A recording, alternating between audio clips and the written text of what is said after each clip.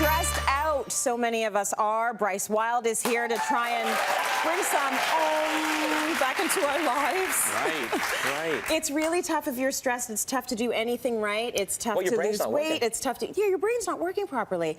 So what can we do? Maybe you can explain to us what's happening when we are feeling stressed. You want the clinical definition? Yeah, why don't you give us the clinical? Well, it's the confusion that happens in the mind that has to override the body from kicking the crap out of somebody who's just made you all mad, right? It's that real, I don't even know what I'm doing right now. Yeah. And we have to learn how to relax ourselves. Let that go. Stress is not to be avoided, first of all. Let's all understand this. It's not even to be coped with.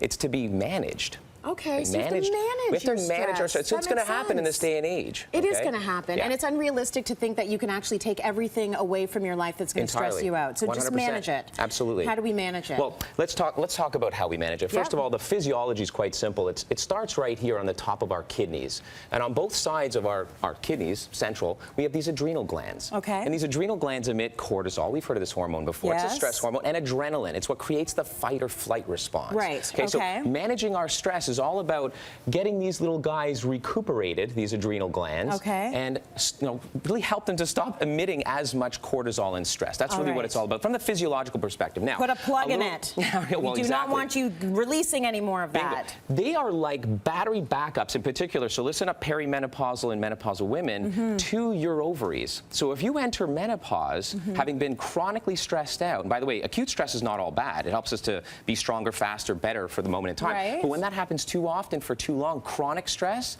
and in particular in the perimenopausal and menopausal woman, those battery backups are not there. When the ovaries shut down, you get nothing, and you're exhausted, and it's going to be a horrible menopause for you. So even more important. So it's because your body's running overtime because there's nothing it can do to calm itself down for way too long prior to menopause. So when the ovaries shut down, they go to the adrenals to produce some of these hormones that we need post-menopausally. Right? So even more important. But it's not too late though. If you're going through menopause, there's still things you can do to manage it. Absolutely, 100%. Okay. All right. And this is for everyone now, really. So grab a journal, folks, and start writing down for a week what stresses you out. But not just that, because most of us know what stresses us out. I need a bigger book. I need a bigger book. I need like a big... Or use your iPad or your smartphone, whatever it is. The point is right out of the textbooks of cognitive behavioral therapy and psychology, it's not so much what stresses you out, it's make notes as to what you feel and the emotions that really drive that stress, and then, what you do. So most of us reach for alcohol or fast food. By the way, stressed, you know what stress spells backwards? What? Dessert. Right? And a lot of us makes do that, perfect sense. Right? So we got to stop doing that. So what you want to do is also, we're all resourceful people. So next to that thing that you do when you're stressed, make a resourceful decision for the alternative. Okay? So it's a self-study, and it's really important. Be very intentional about it. Absolutely. We're talking off camera about what we do when we're stressed in the car. Yeah. And one of those things can be... that's what you want to do. Right? It's tough. Grab a straw or purse your lips. The idea is this is a very well-studied deep breathing exercise. Okay. And it's called the 5-7 straw. Okay? So you breathe in for a count of 5 through your nose, and you hold it for 7. Okay? And then we're going to breathe out through a straw. Ready? You want to do it? So let's do it. 1, 2, 3, 4, 5. Hold. 3, 4, 5, 6, 7. Now blow it all out through the straw. Oh, I was blowing. I'm sorry, I did it wrong. No, that's fine. That's fine.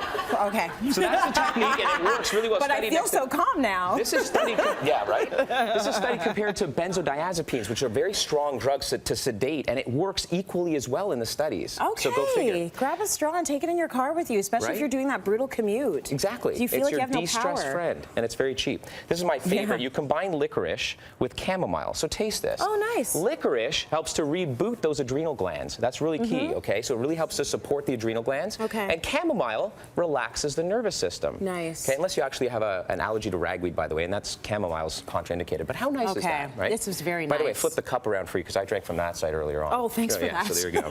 Not that I have a cold or anything. That. I'm healthy. I'm just saying, germs spreading. So theanine. I studied at the base of Mount Shigistan in Japan with Buddhist monks. Wow. And one thing that these guys do to get themselves into this theta brain state is drink a lot of green tea. Green tea. Theta state is a meditative state. And we can actually supplement, here, take one of these, try this. We can supplement with sun-theanine, which is the extract of green tea. Did you give me the side you didn't lick? This stuff works. And clinical studies even shows... It tastes good. About 5 robust clinical studies showing to not only reduce stress, keep you alert and focused, so it's not sedative. Yeah. And in children with ADHD, actually helps them sleep better at night. Oh, good. Okay. A couple other of my favorites, magnesium. We're all low in magnesium. And rhodiola as an herb. Again, helps to support the adrenal glands that have been blasted from chronic stress. Nice. Okay. When it comes to how many to take, all of that is sort of specified. Yeah, you know, talk to your doctor. In fact, ask your doctor for a blood test called RBC magnesium. Okay. And that'll define how low or high, kind of like a vitamin D test. Yeah. And your doctor will be able to guide you through how much you should be taking. Oh, nice. On average, Good. 100 milligrams, a day is probably nothing too short of therapeutic. Okay, good stuff. Self-massage. I say self because, your significant other's not always around when you need it. On a foot, on each foot, on your shoulders, on a place that hurts. This releases endorphins. I use this guy. It's just a ball. And those endorphins, those feel-good molecules, they release in your body with respect to this pressure, virtually anywhere that you feel good from.